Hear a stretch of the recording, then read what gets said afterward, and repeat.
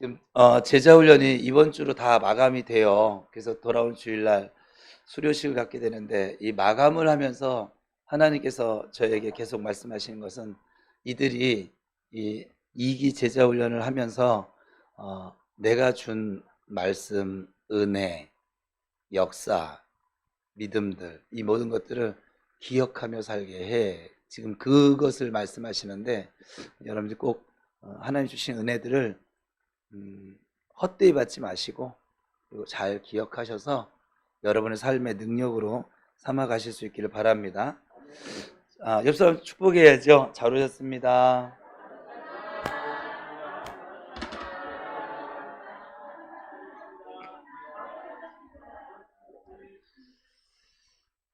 여러분은 사람을 볼 때 장점을 먼저 보십니까? 아니면 단점을 먼저 보십니까?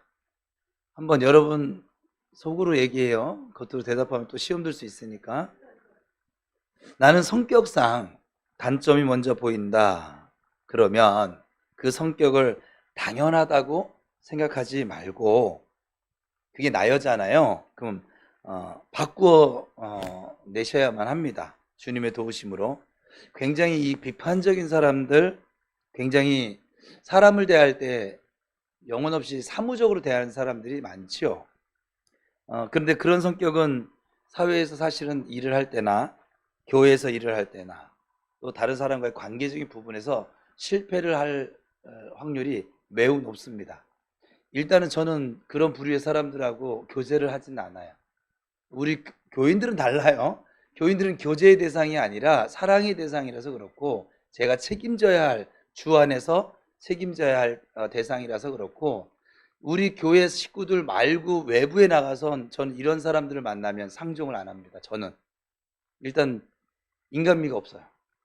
제가 보기엔 신앙 믿음이 없는 사람들이 인간미까지 없으면 진짜 제가 볼 땐 좀 사람 같지는 않아요.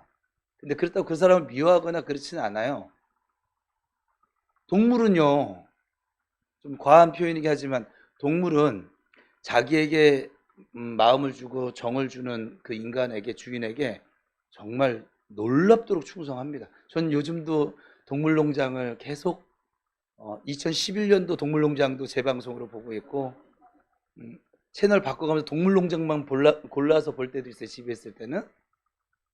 놀랍도록 동물은 자기에게 마음 준 그 사람에게 평생토록 충성을 합니다. 근데 사람은 사람을 대하는데 그렇게 사무적이고 그렇게 늘 비판적이고 이러면, 우리 옛날 어른들이 했던 말처럼 금수만도 못한 사람처럼 저는 좀 여겨지나 봐요. 그것도 저의 나이일 수도 있긴 한데, 그래서 교제하지 않아요. 저는 그래요. 저는. 왜냐면 교제할수록 내 이 영성이 자꾸 빼앗길 것 같은 느낌적인 느낌? 뭐 하여간, 그래서 교제 잘 안 해요. 성경에 보면 어울리는 사람도 잘 어울리셔야만 합니다. 여러분들이 믿지 않는 자들과 자꾸 멍에를 같이 메고 같이 어울리잖아요. 여러분들도 모르는 사이에 솔로몬처럼 됩니다. 성령으로 시작했다가 육체로 마칠 수 있습니다. 처음부터 그렇게 확 뺏기는 사람은 없어요. 야금, 저 사단의 수법은 항상 야금야금. 우리가 요즘 우리 교회 전도를 가랑비 전도라고 하는데, 이슬비 전도라고도 하고, 근데 그거 아세요? 사탄도 가랑비 전법으로 성도들의 영혼을 갉아먹고 있습니다. 그래서 애초에 길이 아니면 가지 않는 것이 좋고, 그리고 여러분들이 이제는 그 정도 분별은 될 것 같아요. 이게 이랑 계속 교제하는 것이 지금 내 영혼의 유익이 될까, 또 교회의 유익이 될까, 또 아니면 하나님께 영광이 될까, 이 정도는 여러분들이 이제 분별할 수 있잖아요. 그렇죠? 그래서 사람을 교제할 때 꼭 좀 분별하는 것도 좋긴 해요. 그 사람 그렇다고 뭐라고 하지는 마요. 그건 그 사람의 인생이에요. 그 사람의 인생을 내가 책임져 줄 것도 아니고 내가 뭐라고 할 게 아니잖아요. 그렇지 않아요? 그 사람이 지금 이까지 사는데 여러분이 보태준 거 뭐 있어요? 없잖아요. 그렇죠?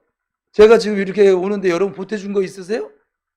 왜 없어요? 기도해 줬잖아요. 여러분들은 보태준 게 있지.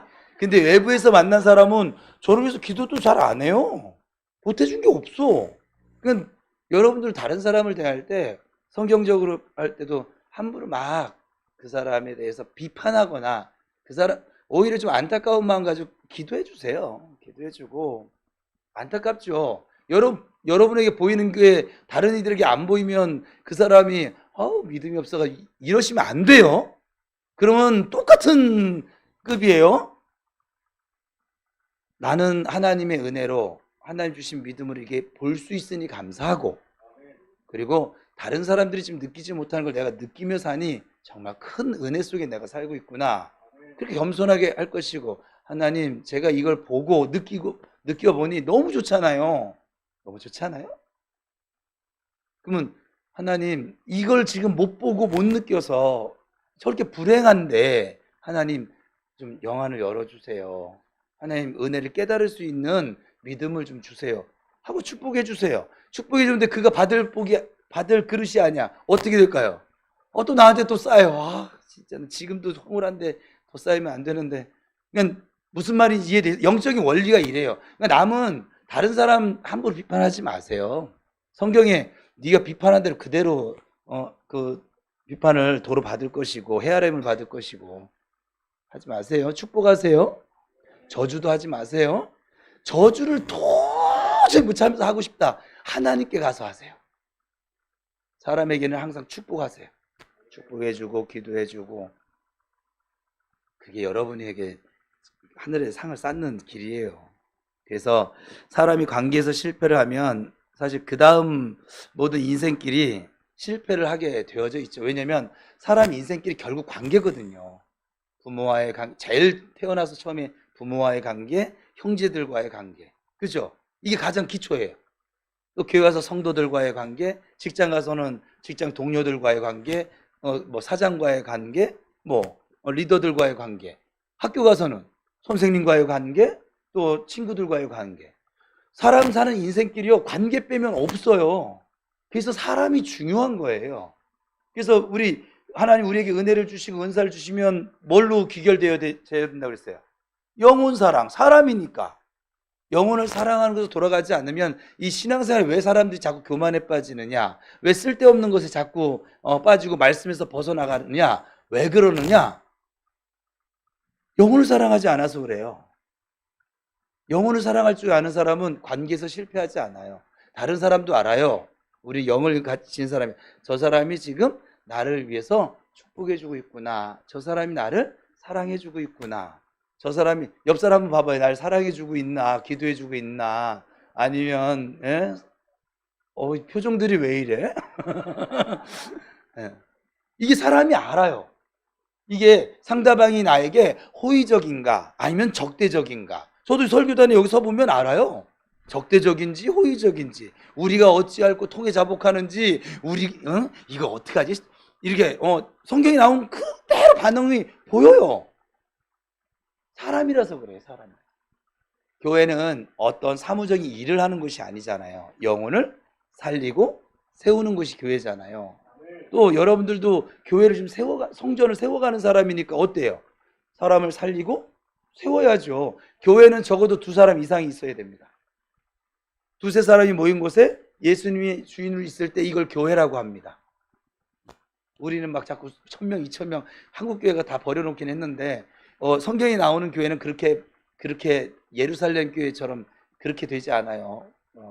그냥 우리 교회보다 조금 더 큰 가정집에서 사람들이 모여서 복음을 듣고 함께 예배하고 기도하고, 성지순례 가보면 그렇게 터가 큰 교회 몇 개 없어요. 에베소, 라우디게아 몇 개 없어요. 다 지금 우리 교회보다 조금 더 크던가, 뭐 우리 교회만 하던가, 뭐 해가 그런 가정집에 거실에 삥 둘러 앉아가지고 그게 교회였다고요.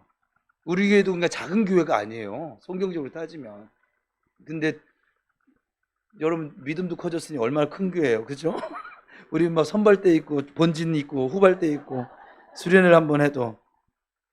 그래서 여러분 결국에는 그런 사람 주변에는 사람이 떠나고 나중에는 은혜도 떠나게 되어져 있습니다.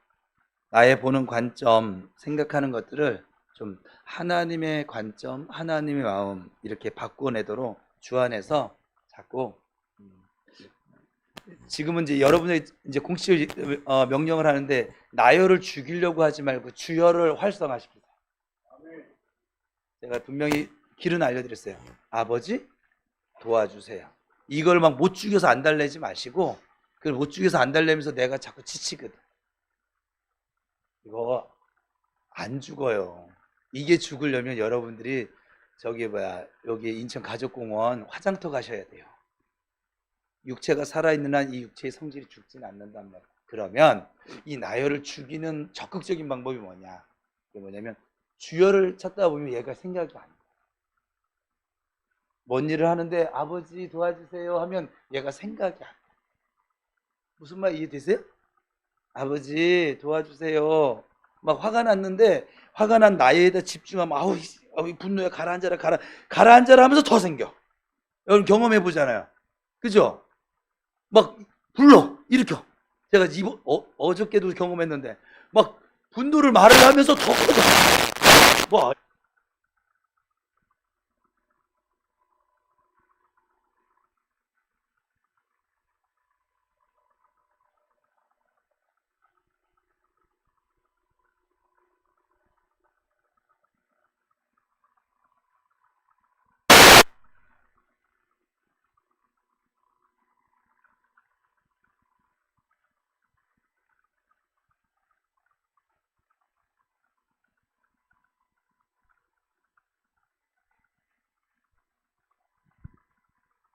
녹음이 되어야 돼서 녹음을 해야 돼서 마이크 써야 된대요. 영상 안 올려도 돼요 이제. 다 그럴 사람 듣는 거 여기 모르는 사람들은 어차피 잘 안 듣더라고요. 어쨌거나 그래서 다시 따라해봅시다. 아버지 도와주세요. 짜증나는 마음, 오늘처럼 날씨가 이렇게 막 습하고 이러면은 그럴 때마다 짜증나네. 또 이게 나이 올라왔네. 이러지 마시고 아버지 도와주세요. 제가 감사할 수 있게 도와주세요. 아버지 내가 순종할 수 있게 도와주세요. 이게 적극적인 방법. 특히 영적인 리더들에게는 이런 부분이 정말 중요하죠. 예를 든다면 리더는 이제 여기 계신 분들이 우리 교회 이제 가나안 교회로 가면 조직이 생겨질 거예요. 여러분들이 이제 그 섬기는 리더가 될 거. 리더가 뭐냐면 결국은 저의 리더의 정의는 섬기는 사람이에요.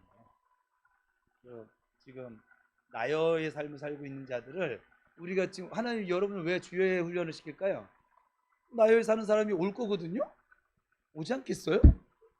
다른 데서 전부 다 주여 훈련 받은 사람들을 하나님 보내시겠어요? 여기 새 가족들이 올 거고 생짜배기가 올 것이고 하는 사람들이 올 것이고 오면 여러분 그전 같으면 이육수생 나 여성교회 회장이야.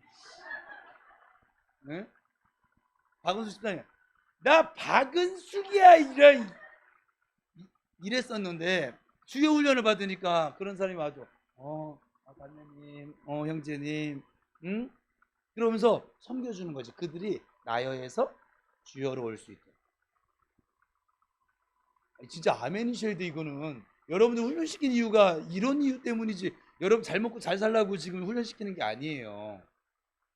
그렇게 해서 그들을 하나님의 봉사자로 세워가고 거룩하고 흠이 없고 온전. 그들도 나여에서 주여로 오는 과정이 쉬울까요 어렵까요? 여러분도 겪은 걸 그대로 겪겠죠. 그러면 그때 옆에 가가지고서는 나 박은숙이야 이게 아니라 가가지고 원래 이랬었어. 그때 간증을 합니다. 근데 그때 간증의 주인공은 누구예요? 하나님이잖아요. 왜? 아버지가 도와주셔서 됐으니까. 이게 진짜 간증이라고. 내가 이렇게 했는데 내 21일 작정 기도했는데 나 교회 가서 여기서 1시간씩 기도했는데 우리 게 실제로 있었어요. 이제 자기 의를 내세우는 거지. 막 그렇게 했더니 어느 날 은혜가 임하고 은사가 열리더니 내가 기도하면 쓰러져 그냥 막 이게 지금 우리가 보는 성령 사역자들의 행태들이거든요. 이게 지금 이 사람은 아직도 나여 속에 살고 있는 거예요. 은사만 나타나는 것 뿐이지. 그러니까 여러분들이 그때 맞아 봐봐 성도님 내가 하나님 훈련시키실 때 너무 힘들었었거든. 근데 그때 교회를 통해서 하나님 이렇게 말씀을 드려서 말씀을 듣고 감사 일기를 쓰기 시작했고 감사 기도를 시작을 했고 하루에 3가지씩 이렇게 막 하다 보니까 또 목사님 통해서 하나님이 아버지 도와주세요 외치라고 해서 그냥 무턱대고 따라갔어. 근데 어느샌가 진짜 내가 감사하고 있더라. 어느샌가 내가 삶의 순간순간마다 아버지를 찾고 있더라.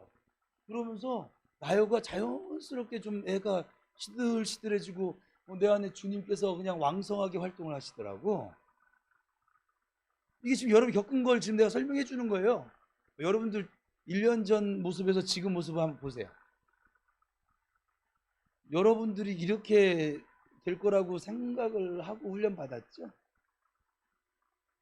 근데 어느샌가 그렇게 따라가 넘어지기도 했지만 또 아버지 도와주세요. 그리고 우리 목사님 통해서 하나님 그래서 이럴 때는 뻔뻔스럽게 렛츠고 뭐 직진고 하면서 무조건 보좌 앞에 나가라고 기도의 자리 나가라고 뭐 언제는 뭐 하나님 앞에 내가 똑바로 살았나?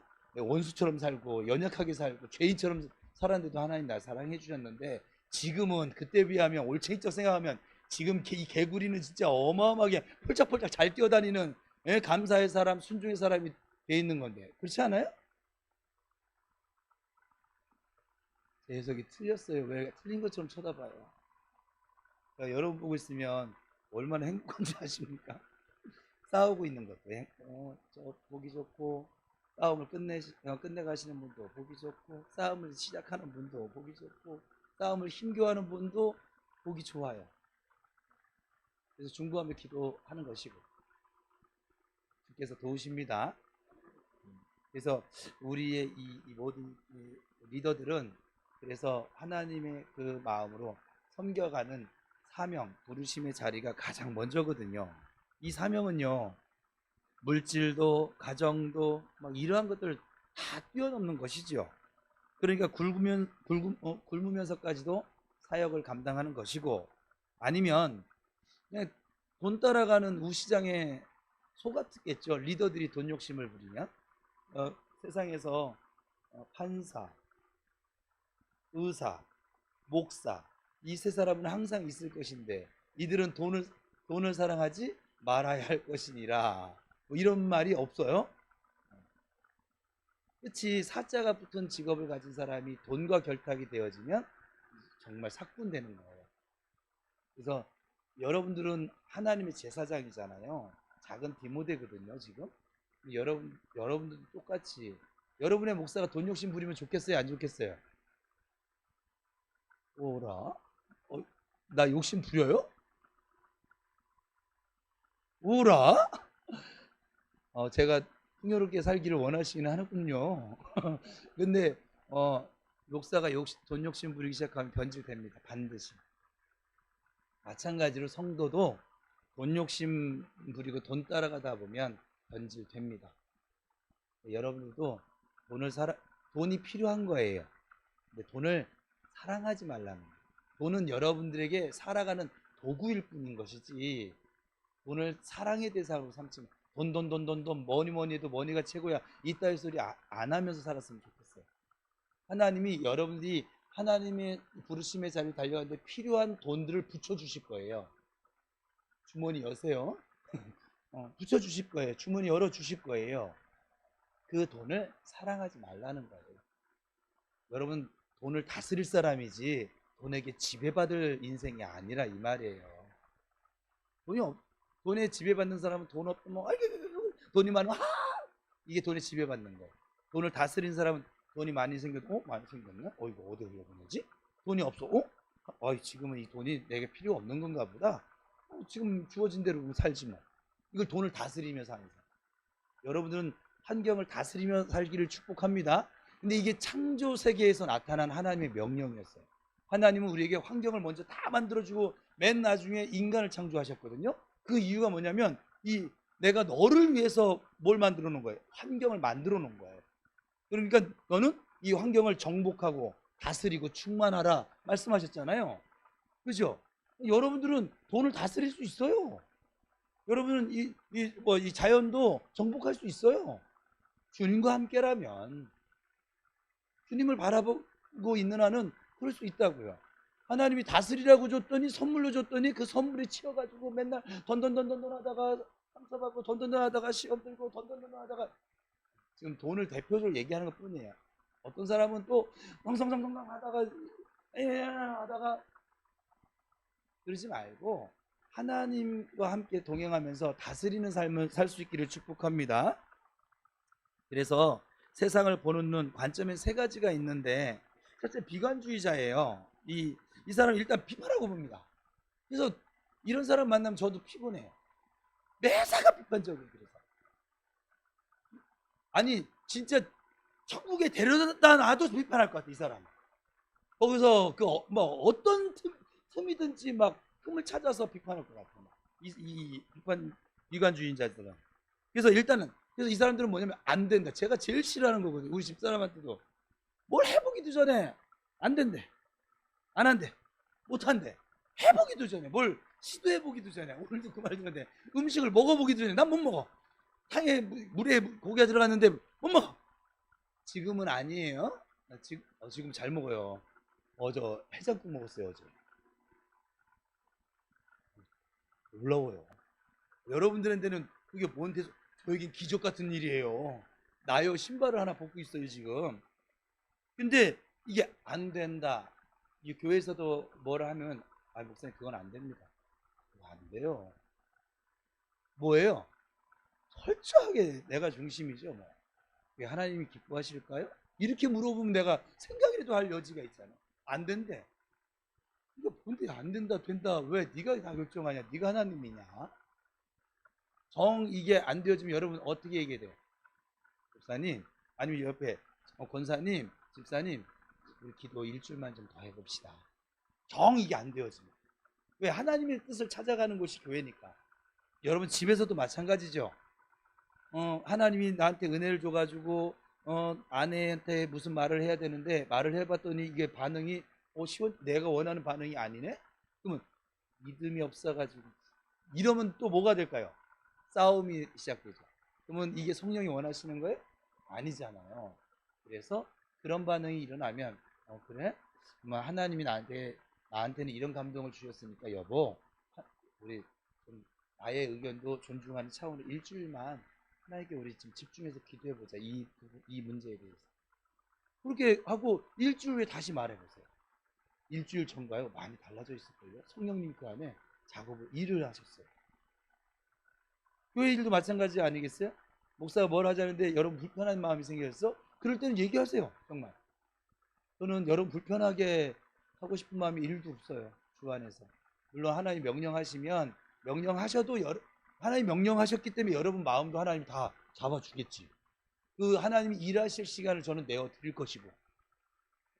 그래서 여러분들 내가 뭐를 하려고 했는데 우리 정은우 성도가 청소년부 회장님께서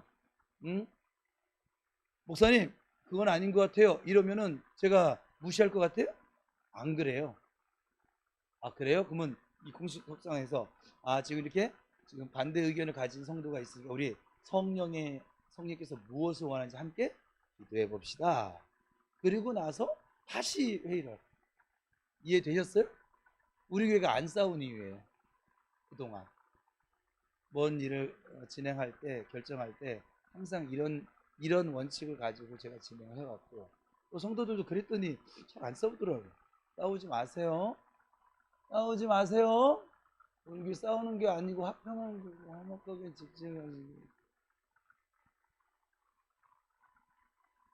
그래서 이 비관주의자들은 그래서 일단 음성부터 좀 날카롭기도 하고 그리고 표정도 꼭 싸우려고 덤벼드는 사람처럼 막 눈에 막 살기도 막 가득하고 막 그렇죠. 두 번째 부류는 낙관주의자예요. 이제 비관주의자 정반대야. 이것도 문제예요. 그냥 내가 믿는 대로 보는 거예요. 그냥. 나 좋을 대로 보는 거예요. 그냥 다 좋아. 이래도 좋아, 저래도 좋아, 완전 좋아, 킹 좋아, 짱 좋아, 왕 좋아, 그냥 막 이러면서 무조건 좋아, 막 그냥. 예? 상황 판단을 전혀 전부 다 좋아하는 또 뭐냐면 이것도 이것도 나요예요. 성령을 따라 하나님이 이걸 기뻐하는지 기뻐하시지 않는지 이 사람들 묻는 게 없는 거예요. 이게 누구의 사울왕 나는 여러분 결국은 비관주의하든 낙관주의하든 키워드는 한 가지인데 하나님 아버지께 묻고 있냐. 어떤 일을 만났을 때 물으시기를 바랍니다. 세 번째 비전의 사람인데 이 사람들은 하나님께서 주신 그 약속을 붙잡고 현실을 뛰어넘는 거예요. 낙관주의자도 아니에요. 비관주의자는 더 아니에요. 근데 낙관주의자가 아니지만 하나님 주신 약속이 있으니까 저 가나안의 약속이 있으니까 훈련을 받는 것이고 정말 이 현실에 지금 감사할 수 없는 상황이지만 가나안의 이 약속이 있으니까 주님 감사합니다. 나를 더 합력시키셔서 좋은 길로 완전한 길로 이끄심을 내가 믿습니다 하고 나아가는 거예요. 이게 비전의 사람이에요. 이 비전의 사람은 항상 하나님의 약속이 있어요. 여러분들에게도 여러분에게 지금 약속이 없는 사람은 하나님 저에게 하나님이 이루실 성취하실 내 부르심의 자리가 어디며 나를 통해서 하실 일이 무엇인지 말씀하옵소서. 구하세요. 구하시라고. 지금 이제 우리 교회가 가나안을 이제 얼마 후면 가는데 이 가나안은 뭐냐면 약속이 성취되는 땅이고 약속이 성취되는 자리이고 약속이 성취되는 것을 보는 자리고 받는 자리고 누리는 자리가 바로 가나안이에요. 여러분 가야 할 자리예요. 근데 남들은 다 약속이 있어서 각자마다 다르겠죠. 교회 전체적으로도 있겠지만 각자마다 다를 거예요. 남들은 막 그 약속에서 오 하나님 이 약속 이루어져서 너무 감사해요 막 이러는데 약속이 없던 사람은 뭐 눈치 게임 하나? 이러고 있을 거란 말이에요. 약속이 없었으니까. 근데 우리 교회적으로는 이미 이 표어가 레마라고 있어요. 우리 교회 레마, 교회 레마요. 그리고 여러분 말씀 카드가 개인 레마라고 했고 가끔가다 목사가 신방 가서 이렇게 선포되어지는 말씀도 레마에 해당되겠지요. 이 설교 중에도 공개적으로 이게 지금 쉐마인데 이스라엘아 들어라 주의 백성 들으십시오 이건데 이 가운데서 나의 레마로 잡는 사람들이 있지요. 그 레마를 붙잡고 지금 신앙이 성장해 가고 있는 사람 이 자리에도 있지요. 여러분의 약속을 오늘 제자훈련 때 봤지만 빌립보서 2장 13절에 하나님은 우리에게 소원을 두고 행하게 하시는 분이세요. 당신의 기쁘신 뜻을 이루기 위해서. 여러분의 레마를 잡으세요. 약속을 잡으셔야 돼요. 잡으셔야만 합니다. 그래서 같이 고생해도 조금 내가 손해를 보는 것 같아도 그 미래 가야 할 목표와 이루어야 할 그림이 분명하기 때문에 지금 오늘 조금 힘들어도 참고 인내하고 기다릴 줄 아는 것이죠. 우리 사명자들이 우리 리더들이 만약 빵만 바라보면서 사역을 한다 그러면 아마 이곳에 제가 빵 욕심만 부리면서 이곳에서 있으면 여러분들 여기까지 못 왔겠죠. 안 왔겠죠. 벌써 도망갔겠죠 뭐. 그죠? 그러니까 우리가 하나님의 성전에서 사명을 맡고 있는 것은 빵의 문제가 아니라 비전의 문제라 이 말이에요. 여러분 출애굽을 했습니다. 지금 제자훈련 마지막 시간에 전부 다 보아스만 그걸 못했는데 보아스는 시간은 제자훈련 시간 제일 긴데 내가 뭘 할 수가 없어요. 저들이 한 30분씩 설교를 하거든요. 한 사람당. 물론 저도 피처링을 넣긴 하지만 12시가 넘어서 끝나도 뭘 강의할 시간이 없고 칠판도 없고 어쨌거나 그런데 이들에게 지금 출애굽 여정을 다 설명하고 있어요. 출애굽을 했습니다. 그러면 애굽에서 출애굽을 시킨 건 광야에서 머무르게 하려고 하시는 것이 하나님의 목표는 어디에 있어요? 가나안에 있어요. 아브라함에게 주셨던 그 약속의 성취에 있다 이 말이에요. 그러니까 가나안까지 가는 것이 이왕 여러분들이 예수 그리스도로 새롭게 태어났다면 새로운 피조물이 됐다면 가나안까지 가는 게 맞습니다. 가세요. 뭐. 광야에 엎드러지지 말고 갑시다. 광야에 엎드러지면 제가 뒤로 가가지고 저는 떼어놓고는 못 가겠으니까 뒤에 가서 엉덩이 발로 이럴지도 몰라요. 그냥 뭐라고요?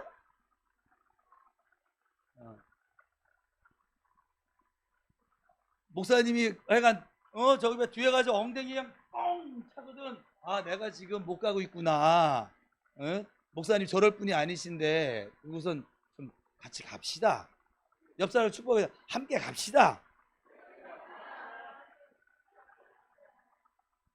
우리 교회는 지금 가나안이 분명한 목표로 주어진 교회입니다. 그렇다면 지금 좀 잠자리 부족하다, 먹는 거 부실하다, 막 그런 거 따진다면 그 사람은 아직도 애국의 모습을 지니고 있는 것이죠. 뭐 밥 달라, 사랑 달라, 뭐 내 기분 맞춰달라. 분명한 가나안이라는 목표가 있고, 그리고 우리는 가나안 백성으로 들어와 있다면, 그렇다면 적어도 광야에서 그런 훈련을 받았다면 이제는 물질은 넘어서야죠. 웬만한 어려움 인내할 수 있어야만 하죠. 아니, 사실 신경도 쓰지 마셔야 합니다. 내 중심이 하나님의 약속으로 견고하게 서면 환경, 조건, 적들의 상황은 사실 아무것도 아닌 것이 된다, 이 말이죠. 우리는 이 시대에 여호수아의 군대로, 더 나아가서 여호와의 군대로 훈련 받으셔야만 합니다. 이제 우리는 더 이상 광야 백성도 아닙니다. 이제 가나안 백성들입니다. 그렇다면 그 가나안에 있는 적들을, 일곱 족속들을 마지막으로 몰아내기 위해서는, 우리에게 주어진 이 비전을 이루기 위해서는 광야 백성으로 더 이상 남아 계시면 안 됩니다. 광야는 어떤 것이냐면 불평이 자리 잡는 것입니다. 그곳은 물질이 자리를 잡아서 매일 적다, 없다, 더 달라, 왜 나만 손해봐야 되느냐, 맨날 이타령하는 땅이 광야의 땅입니다. 그러나 여러분, 우리는 하나님의 은혜로 건짐을 받아서 후회를 이미 건넜단 말이죠. 그리고 5대 광야를 건너면서 훈련을 받았습니다. 한번 기억 좀 되살려 보세요. 첫 번째 만나는 광야, 수르광야. 자, 우리 홍해 건넜어요. 3일길 만에 수르광야에서 스물을 만났죠. 기억나세요? 네. 스물을 만났어요. 그리고 거기더니 해결책은 뭐예요? 하나님께서 지시하는 나무를 던져라. 이게 뭐냐면 십자가를 적용시켜라. 그 문제에 그 훈련을 받습니다. 그리고 신광야를 만나죠. 그렇죠? 신광야에서는 어떤 문제를 만나요? 배고픔의 문제, 먹고 사는 문제를 만나요. 그랬더니 하나님의 해결책을 줬어요. 만나와 메추라기. 저 만나와 메추라기 제가 설교할 때 29,000 뭐 하여간 200번에 계속 반복되는, 아침이 되면 만나와 메추라기 이거 이틀분을 가져와도 소용없고 고날분만. 이 왜요? 매일매일 주님을 의지하라. 주말에 가서만 이틀분을 가져와서 하나님께 예배하는 삶을 살아라. 그래서 하나님만을 의지하는 훈련을 시키시죠. 수르광에서 뭐요? 예수님 의지하는, 예수님의 십자가, 그거를 적용시키는 훈련. 하나님만을, 성부 하나님을 의지하는 훈련. 르비딘강에서는 목말라. 예수 믿고 사는데 뭔가 좀 인생이 좀 드라이해. 막 그냥 막 갈증이 일어나고, 막 물질의 목마름도 있고, 모든 인생에 뭐 관계의 목마름도 있고. 그때 어떻게 하라고요? 반석 대신 예수님을 치라고요. 그 안에서 배에서 생수의 강이 흘러 넘치는 것을 경험하라고요. 나열로는 계속 목마를 거거든요. 왜냐하면 끝없는 갈증과 끝없는 그 욕심 때문에 목마름을 느낄 수밖에 없어요. 인생이 드라이해질 수밖에 없어요. 그 다음에는 아말렉을 만났어요. 사람으로 인한 어려움을 만났어요. 원수를 만났어요. 회방꾼을, 산발락과 도비아를 만났어요. 막 뭐를 하려고 하는데 자꾸 방해를 해. 방해를 해. 그때는 어떻게 했어요? 아말렉에서는 여기 지금 안 나왔는데 기도로 이겼어요. 이 관계가 사람이라고, 인생이 사람과의 관계라고 했잖아요. 이 사람을 살리는 것도 우리 힘으로 안 돼요. 하나님의 능력은 어느 때 우리에게 임한다고요? 기도할 때. 기도 외에는 이런 유가 나갈 수가 없으니까. 그러면 저 합심사역은 뭐예요? 모세만 기도하는 것이 아니라 옆에 아론과 훌이 같이 손들어 기도해 주니까 저 아말렉과의 전투에서 승리를 경험하게 되는 거예요. 그럼 여러분들이 가다가 어떤 어려움을 만났어. 그러면 어떻게 돼요? 기도 부탁을 해야죠. 옆에 있는 사람 기도 한 가지만 부탁해봐. 이 시간 빌어서 옆 사람에게 기도 제목이 없구나. 진짜 부탁을 해요. 아니, 뭔 기도인지를 얘기를 해주셔야지. 뭐 하여간 알아서 기도하세요. 교회가 왜 소중한 거냐, 제가 몇 번 얘기했는데, 여러분 집에 돌아가서 성경 읽고 기도하세요. 찬양하고 그렇게 예배해도 되는데 왜 하나님이 이 공동체 생활을 시키느냐. 같이 저렇게 서로 함께 살아간 이 삶을 훈련하는 장소거든요. 가나안 교회도 마찬가지에 다르지 않아요. 함께 갈 때 의미가 있는 거예요. 아니면 여호수아 갈렙만 집어넣겠죠. 여호수아 갈렙만큼 전쟁에서 못 이기니까 두 사람이라? 수가 너무 적어서? 두 사람이 뭐 이거 뺑뺑 돌면 무너지겠지 뭐. 근데 함께 서로 이것을 이루시려고. 불평하는 사람은 함께 서로가 안 되는 사람이에요, 사실. 왜냐면 함께 하려고 했더니 불평으로 이걸 갈라치기 해버리거든 그냥. 그래 안 그래요? 여러분 어떤 그룹에 가서 불평한 사람 생기면 어때요? 그래서 분위기가 이제 이미 다 갈라지잖아요 지금. 그렇죠? 그래서 서로 함께 하는 것이 교회. 이 훈련 하라고. 이게 집에서 잘 안 되거든. 여기서 하라고. 너희들이 서로 할 때 내가 임재해서 어떤 일을 이루는지 좀 봐. 내가 너희를 사랑한 것처럼 너희가 좀 서로 사랑하고 서로의 삶을 좀 합심해서 한번 기도도 서로로 하고 섬기는 것도 서로로 하고. 그게 교회라고.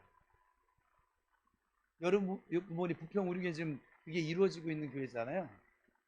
오늘 우리 박순효 권사님 나눔이 저에게 큰 은혜였는데, 데살로니가 전후서를 함께 나눴는데 물론 여디디아는 후서를 못해요. 근데 전후서를 나눴는데 이 전서에 나타난 데살로니가 교회에 나타난 그 모습들이 어느샌가 봤더니 우리 교회 지금 그 모습들이 나타나고 있다는 거예요. 성경에 있는 그 모습들이. 감사한 일이죠. 굉장히 감사한 일이에요. 근데 여러분들이 지금 이 광야 훈련을 너무 잘 받은 거죠. 너무 잘 받아서 그래요. 그리고 마지막 신의 광야. 여기는 이스라엘 백성들이 출애굽해서 혼란스러웠고 한꺼번에 수백만 명이 탈출했으니까 질서가 없었거든요. 근데 이때부터 하나님께서 삶의 훈련을 시키고 난 다음에 이제 여호와의 군대로서 조직을 갖추게 합니다. 그래서 이 신의 강야에서 말씀을 주시고 그 말씀을 통해서 뭐냐면 세 지파씩 동서남북으로. 그래서 그다음부터 뭐가 구름기둥 불기둥이 진행된 대로 뭐가 성막이 접혔다가 펴졌다가. 각자 동서남북 있는 곳에서 꼭 선악과 보는 것처럼 성막이 움직이는 대로 지파가 그대로 움직이는 조직을 갖추기 시작했어요.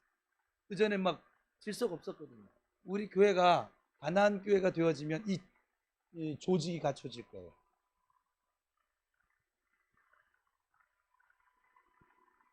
그러면서 가나안으로 들어온 가나안 백성이요 여호수아 군대들이 이런 과정을 거쳐서 이런 훈련을 거쳐서.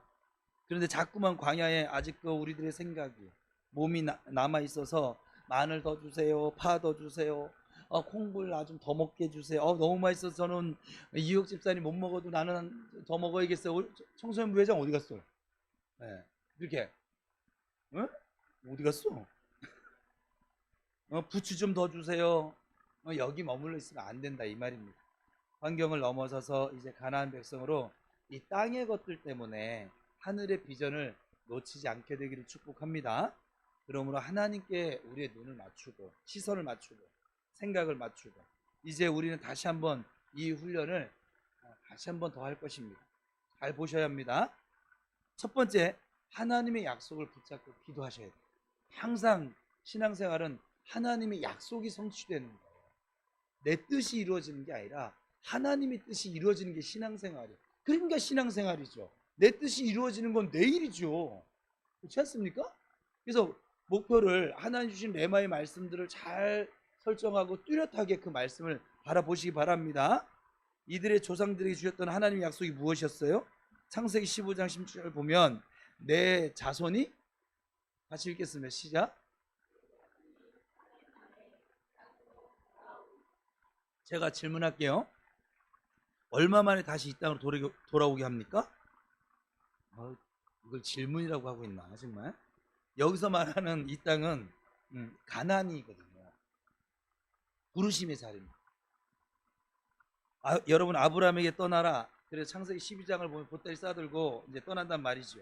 그러면 하나님이 인도하여 주신 땅이 어디냐 하면 그것이 가나안 땅이었어요. 부르심의 자리가.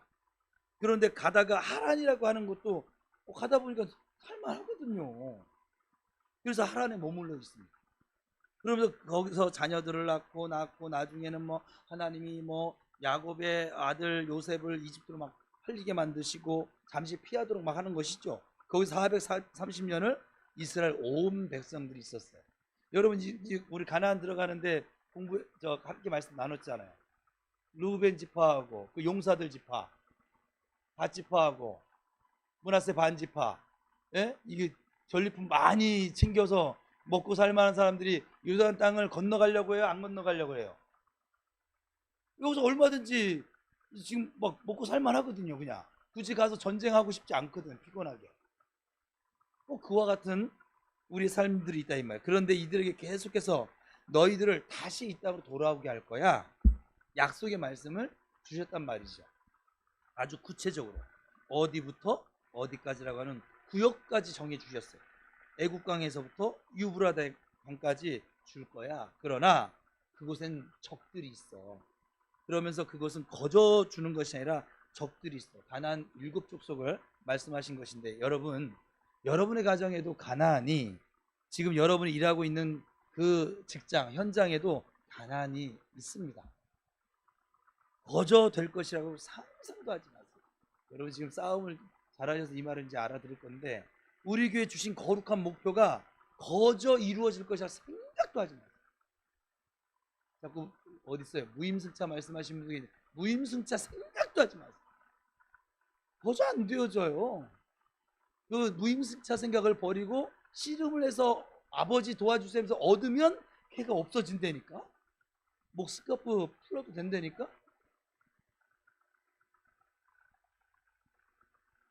먼저 여기 앞에 서 있는 목사에게 구체적인 가나안 그림을 그려주셨어요. 그러면 그 그림이 우리 모두의 비전으로 자리를 잡아야만 합니다. 그리고는 그 비전을 먼저 믿으셔야 합니다. 하나님이 분명히 우리에게 주실 우리들의 목표입니다. 혹시 가정에 어떤 하나님 주신 그림이 있다면 먼저 이것부터 하셔야 돼요. 분명 이것은 나에게 주신 비전의 그림이다. 이것은 우리 가정의 우리 기업의 목표이다. 확고한 의지와 분명한 목표를 가졌으면 더 이상 이제 비바람이 불든지 뭐 오늘처럼 습도가 높든지 뭐를 하든지 상관하지 말고 직진 고 흔들리지 말고 환경 때문에 흔들리지 말고 하나님이 주신 것이니까 하나님이 이루신다. 분명 맞습니다. 이 말이 맞죠. 하나님이 주신 것이니까 하나님께서 이루시겠죠. 그러나 그 중간에 하나님께서 그 약속을 이루시도록 나의 믿음을, 나의 감사를, 나의 순종을, 우리를 사용하신다는 사실을 아실 수 있기를 축복합니다. 여러분, 우리가 만약 지금도 광야 백성으로 남아있다거나 애굽의 군대로 있다면 이걸 좀 바꿔야죠. 이전에 나에게 명령을 내렸던 사람이 누구냐? 그전에는 애굽의 바로예요. 온이었어요.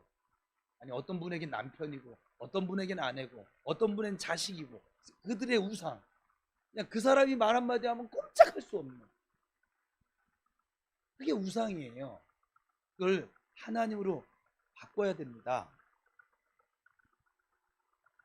그래서 그러면 여러분, 우리를 광야로 불러내신 이유는 가나안 백성으로 삼아서 우리에게 약속하신 그 하나님의 세계를 주시고자 하는 하나님의 뜻이 있다면 지금 애굽 모습 그대로는, 죄의 종로로 타던 모습 그대로는 되지 않기 때문에 내 안에 이 구조를 지금 깨뜨리고 계신 거예요. 여기 광야 생활은 어떤 싸움이라고 했어요? 주권 싸움이에요. 내가 주권을 가지고 살아갈 것이냐, 하나님이 주인으로 삼고 살아갈 것이냐, 이 주권 싸움이 광야 훈련이거든요. 내 생각을 다시 확장시키고 내 믿음을 다시 크게 만들고, 이 싸움을 하면서 점점 믿음을 크게 만드는 것이죠. 이전 방식대로는 가나안은 못 갑니다. 여러분의 인생의 주인을 분명하게 하시기를 바랍니다. 여러분, 나에게 붙잡아야 할 레마의 말씀이 없다면 다시 한번 철저하게 그 약속의 말씀을 만드셔야만 합니다. 여러분 스스로 만들 것도 아니에요. 하나님, 저를 통해서 이루실 일이 무엇입니까? 하나님, 저를 이렇게 훈련시키셔서 무엇하기를 원하십니까? 받으셔야만 합니다. 말씀해 주십니다. 다시 말하면 지금 이대로 아무 생각 되는 대로 살다가 죽을 것이다, 그러지 말고 비전을 가지고 살아가라, 이 말이에요. 늦었다 생각하지 말고 다시 큰 목표를 생각하십시오. 내가 이거 공개적으로 얘기할게요. 박은숙 집사님에게는 목사를 통해서 하나님이 기쁨의 교회 세우라고 했어. 자기의 의가 살아나면 된다, 안 된다? 안 된다. 자기는 나여가 자꾸 불쑥불쑥 올라오면 그때 이거 죽이려고 하지 말고 아버지 도와주세요. 아버지가 우리 이 가정교회 주인이시잖아요. 내 인생의 주인이시잖아요. 나를 좀 다스려 주세요. 내 감정을 다스려 주시고 내 막 끓어오르는 막 이게 또 내가 그랬잖아요. 너무 과해도 안 되고 너무 안해도 안 되고 이걸 지혜롭게 분별하면서 가야 된다고 그랬잖아요. 그죠? 이렇게 말하는 이유는 다 깨달은 거죠? 예, 맞아요. 깨달은 것 같아요. 얼굴 보니까. 깨달음이 빨라졌어. 그래서 이 주인을 분명히 해야 돼요. 그래서 그것이 자녀 교육의 문제에서도 마찬가지가 될 것이고 나에게는 이 기업을 하나님의 기업으로 만들 것이다.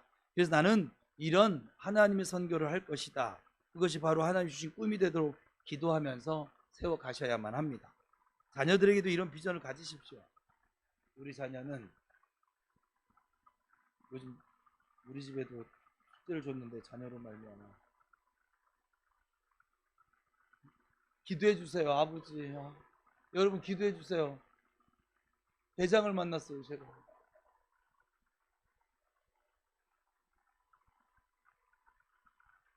그러면 여러분 이제 우리 부평 우리 공동체로서 우리 교회에 대한 하나님의 약속의 말씀을 알고 계세요? 비전 멈추지 말고 그날을 보면서 우리가 같이 나아가야 할 목표입니다. 비전이 먼저 우리 교회가 든든하게 설 것입니다. 교회가 세워지는 것이에요. 교회답게 목사가 자랑이 되어서도 이 건물이 이 인테리어가 자랑이 되어서도 안 될 것이고 우리 공동체와 함께 하시는 하나님께서 자랑이 될 것이고 주인 되시는 건강한 교회로 세워질 것입니다. 또한 성도들이 온전한 예수님의 제자로 서게 될 것입니다. 사람을 살리고 세우는 것이죠. 영혼 사랑이 있는 성도들이 되겠지요. 우리 성도들은 그래서 온전한 기도회 때 말씀처럼 서로 사랑하는 그 삶을 통해서 예수님의 제자로서의 삶을 온전히 살아가게 될 것입니다. 앞으로 이 부분이 우리 교회에 성도들이 예수님이 제자답게 살아가는 이 모습이 부평 우리 교회의 가장 큰 자산과 능력이 되어져 있을 것입니다. 다음 세대가 일어나서 교회를 이 부평 우리 교회를 이끌어 갈 것입니다. 적어도 어느 순간 100개 교회 분립개척이 이루어져 있을 것입니다. 제가 몰랐는데요. 하나님 깨닫게 해주십니다. 제가 제일 먼저 어디 세웠어요? 김수환 집사 가정을 비전센터로 세웠잖아요. 진리의 보물상자를 하나님이 구원의 문인 비전센터로 명령하셨고 체리교회를 교회를 세우셨고 간양의 윤건사님네 그 가정에 교회 이름을 주셨어요. 성민교회라고. 그리고 이번에 우리 박은수 집사님과 가정에 기쁨의 교회라고 지금 교회 이름을 주셨어요. 벌써 몇 개가 세우신 거예요? 이런 속도라면 100개? 나는 안 될 거라고 생각을 했거든요. 근데 제가 가지고 있는 교회론으로 보면 맞아요. 그리고 초대교회 때 그 마게도냐와 아가야 지방 또 소아시아 이 지방의 교회들 모습이 바로 이런 모습이었었어요. 성지순례는 그래서 다녀오긴 해야 돼요. 우리는 교회하면 일단 막 해가지고 유치부 딱 초등부 청년부실 딱 있고 식당 있고 엘리베이터 뭐 있든지 말든지 뭐 해간 이게 막 건물로 생각을 하는데 그게 아니잖아요. 기쁨의 교회 고구마 몇 개 달릴까요? 내가 볼 때 주렁주렁 뭐 큰아주머니 뭐 고모 뭐 애들 고모 다 달려도 오면 이 가정은 또 얼마나 달려올까? 그 박신의 일가들만 해도 뭐 정신의 일가는 지금 뭐 없으니까 그죠? 엄청나게 여러분 나중에 이 교회들이 서 있게 되는 걸 보게 될 거예요. 내가 녹화됐죠? 오늘 건 내가 그거 잘라서 요 부분만 잘라서 내가 보관한다 정말. 나중에 세볼 거예요. 가정교회가 얼마나 세워졌는지. 여러분 가정교회 세우는 게 어려워요. 가족전도가 제일 어려워요. 근데 여러분 예수님의 제자의 삶을 살잖아요. 제일 쉬워요. 우리 교회는 이 비전의 결실을 나누며 이 이웃과 이 열방들을 섬기는 교회가 될 것입니다. 이 지역과 소통하는 기독교 사회복지를 우리 교회가 저는 이제 그 비전인데 운영하게 될 것이고, 그 일에 장정숙 목사님이 쓰임 받았으면 좋겠고, 제가 이건 삼곡동에 있을 때부터 계속 장정숙 목사님에게 얘기했던 것이었는데, 그 외 수많은 일들이 예수님의 이름으로 이루어져 있을 것입니다. 하나님께서는 이 정 목사에게 이렇게 말씀하셨죠. 내가 친히 갈 거야. 내가 너로 함께 할 거야. 어렵다고요? 힘들다고요? 아닙니다. 가슴이 뜨거워야죠. 다시 구체적인 그림이 그려져야 하고, 이것이 우리 공동체에게 주신 약속의 말씀이고, 비전의 그림이라고 하는 것을 굳게 믿고 이것을 이루기 위해서 이 앞에 있는 적들을, 이 일곱 족속들을 하나님이 우리들을 통해서 물리치시기를 바라신다는 것을 아시기를 축복합니다. 두 번째는 하나님께서 목자였던 모세를 통해서 전해준 격려의 말씀이 무엇입니까? 강하고 담대하라, 일어나라, 그 땅을 차지하라. 여러분, 이제 애굽의 군대가 아니에요. 더 이상 광야의 군대도 아니에요. 이제 여호와의 군대예요. 광야 백성이 아니라 가나안 백성입니다. 그럼 강하십시오. 담대하십시오. 두려워하지 마십시오. 이런 믿음을 가지고 나아가시기 바랍니다. 그렇다면 이제 이것을 표면화시켜야겠죠? 다른 말로 하면 나타나야 된다는 거예요. 겉으로, 표정으로, 언어로 나타내셔야만 합니다. 그래서 말의 훈련도 하셔야만 합니다. 표정도 자신 있는 표정으로 하셔야만 합니다. 그거 아세요? 동네에 있는 똥개들도, 저는 동물농장을 통해 은혜를 정말 많이 받아요. 요즘 강영욱 씨가 지금 사건 때문에 안 나와서 얼마나 서글픈지, 그 사람이 훈련시키는 것을 보면서 제가 여러분 훈련하는데 많은 도움을 받았어요. 아, 여러분이 계란 얘기는 아니에요. 근데 원리가 같더라고요, 원리가. 그래서 그거 보다가 하나님께 물었다니까요. 이런 거예요, 마치. 진짜 너무 신기했어요. 동네에 있는 똥개들도 저 사람이 지금 나에 대해서 겁을 먹는지 아닌지를 냄새로 안답니다. 걔들. 사단들도 압니다. 담대하십시오. 다시 목표를 가지시기 바랍니다. 가정의 목표도, 개인의 비전도, 자녀들의 비전도, 기업의 비전도 다시 목표를 세우시기 바랍니다. 우리 교회 주신 이 약속의 비전, 이 말씀을 붙잡고 내 것이 될 수 있도록, 우리 찬양 시간 너무 좋잖아요. 찬양하시고 또 기도하시고, 또 제가 작년 연말에 상상하라고 했잖아요. 꿈꾸시고 그림 그리시고, 안 된다는 생각 좀 버리시고 담대하실 수 있기를 축복합니다. 하나님께서는 반드시 우리를 올라가게 하실 것이고 반드시 차지하게 하실 것입니다. 같이 우리 고백합시다. 시작.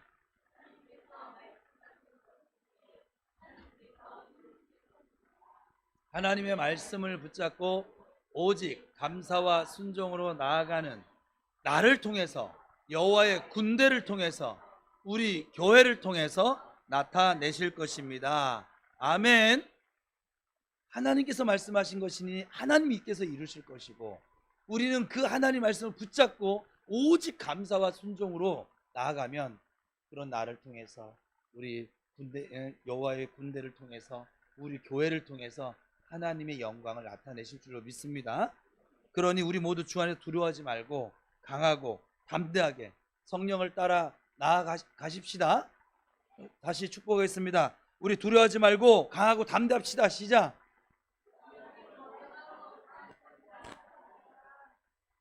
다시 한번 축복하겠습니다. 성령을 따라 행합시다. 이게 이제 청년부 수련의 주제인데, 이제 청소년부 이번 주 토요일 날 하는데, 자, 범사의 여호와를 인정하면서 합시다. 시작. 여러분 이미 하고 있으세요. 다시 한번 따라합니다. 아버지 도와주세요. 이게 범사의 그를 인정하는 거예요. 다시 한번 외칩시다. 시작. 아버지 도와주세요. 기도합시다.